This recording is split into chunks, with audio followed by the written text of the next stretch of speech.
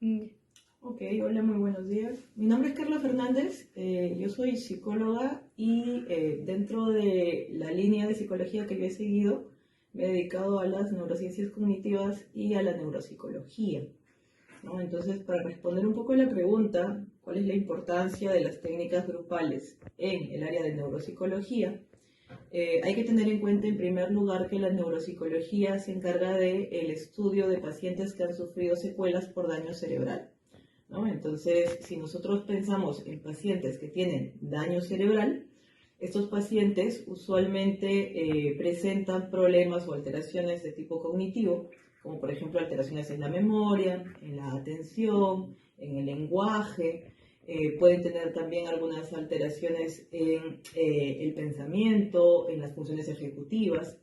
Y parte de la rehabilitación que se tiene que hacer con estos pacientes involucra técnicas individuales para la rehabilitación, pero también espacios grupales donde ellos puedan compartir con otras personas que también atraviesan por cuadros de daño cerebral, ¿no? Entonces, muchos de los neuropsicólogos emplean enfoques terapéuticos que están orientados a el enfoque cognitivo-conductual, o el enfoque sistémico, y dentro de ellos pues van planteando programas de rehabilitación que generen espacios para que el paciente pueda tener la oportunidad de convivir con otros pacientes en terapias grupales y compartir su experiencia y las cosas que a él le sirven y aquellas cosas que le sirven a otros, pero también las técnicas grupales se utilizan para que los familiares de estos pacientes con daño cerebral puedan compartir con otros familiares y también puedan ir aprendiendo, ¿no?, de las experiencias de las otras personas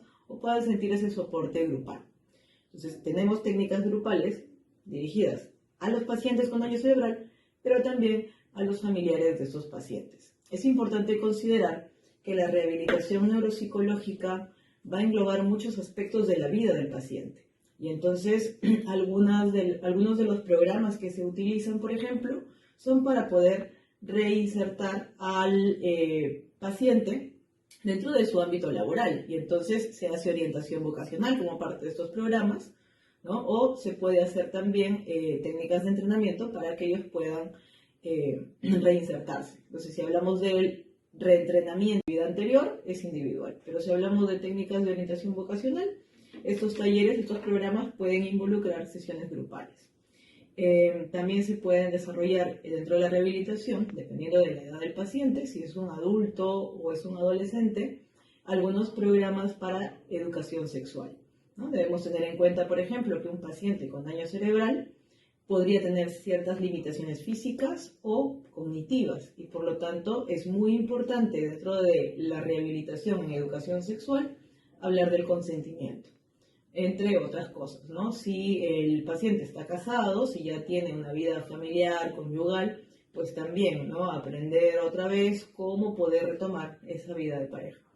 De esta forma, vemos que las técnicas grupales van a estar involucradas en diferentes ámbitos, ¿no? En el ámbito laboral, vocacional, sexual, familiar. Y también dentro de la rehabilitación, pues se tratará de orientar al paciente hacia adquirir nuevamente más confianza, hacia poder recuperar su autonomía, ¿no? Y en ese aspecto, pues va a ser también muy importante el acompañamiento grupal que pueda tener.